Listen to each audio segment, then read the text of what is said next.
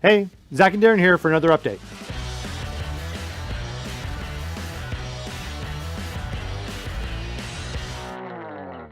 Hey, so first off, right off the bat, Survive the Storm rewards. For those of you guys that got to day 8 and weren't able to complete for an AI problem or crash, you guys should have all gotten those rewards now. If for some reason you haven't, please hit us up at fortnitehelp.epicgames.com and we'll make sure to get that sorted for you. Thank you so much for for playing Survive the Storm. It was an amazing event, and so many of you came and played. We wanted to make sure that we took care of all the people that weren't able to make it through the 14-day experience.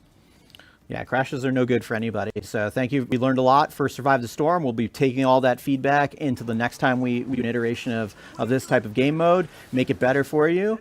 And then we'll be, and then as that winds down, we're going to be booting up Horde Bash. That's our next thing. We're going to talk about that next week, and we'll look to see what you guys think of that. But till then, we're going to take some questions and see what the community has to say.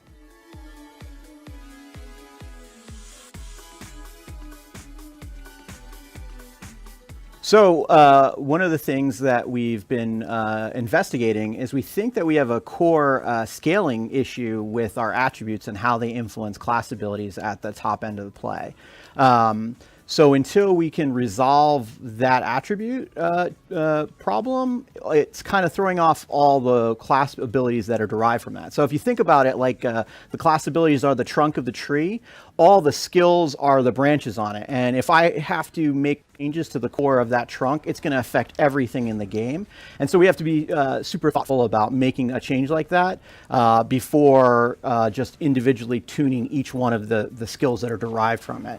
So we are hearing you. There's definitely an issue here, and we're going to be playing around with that through iteration. But it's one of those things that if we make a core change to the way the gameplay works, it can really affect the low level of the game. Yeah, so Outlander, Ninja, Constructor, we know that there's a core balance piece there that we're investigating. Where we're going to go solve that issue.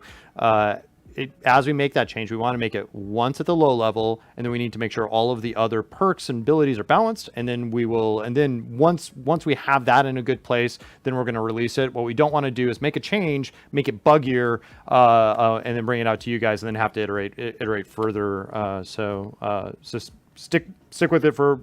It's not perfect right now. We know it's not perfect. We're working on it.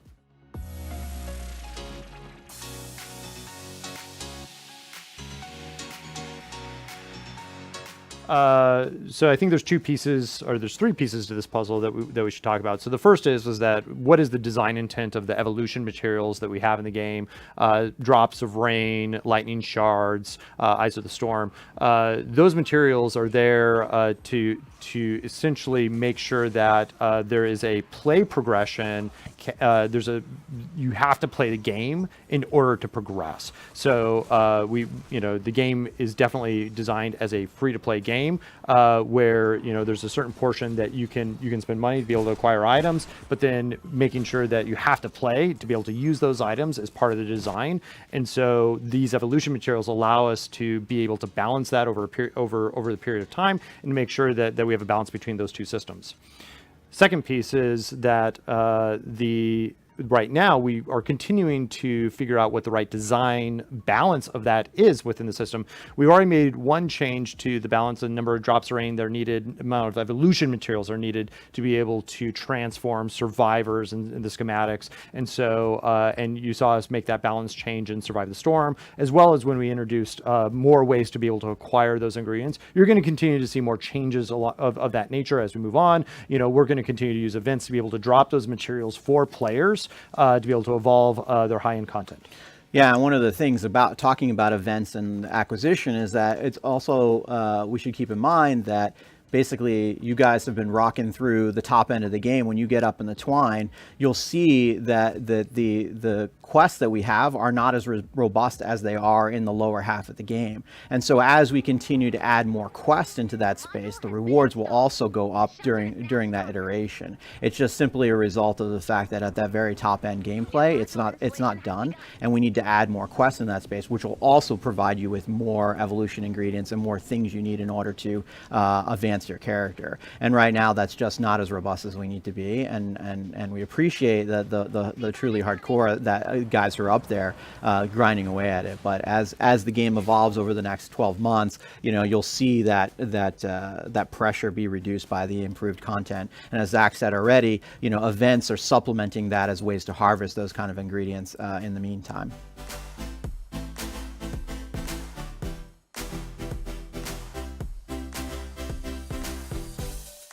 I don't think you want too much. Over time, we're going to continue to add to the narrative of Fortnite at the upper end.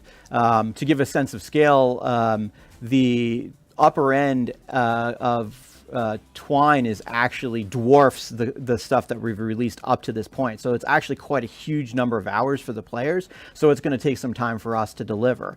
We are working on putting that narrative together, and you're going to see a hybridization of the progression of that narrative through the straight campaign that's available, and also through our events. And we're going to be telling some aspects of the game story through participation in the event stuff. So you will have the ability to play in the world of Fortnite and learn more about the world building. But I recognize that people who are saying, hey, I've progressed past some of these portions of the quest, what's going to happen to me as a result? It's our intent to make those quests playable to you so you can experience it.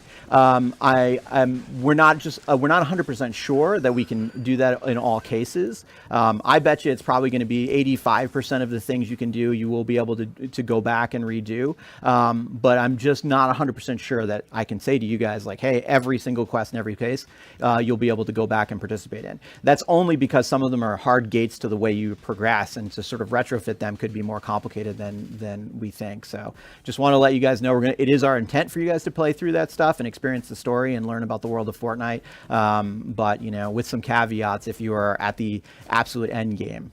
Thanks everybody for participating in the Fortnite community, and we look forward to your feedback.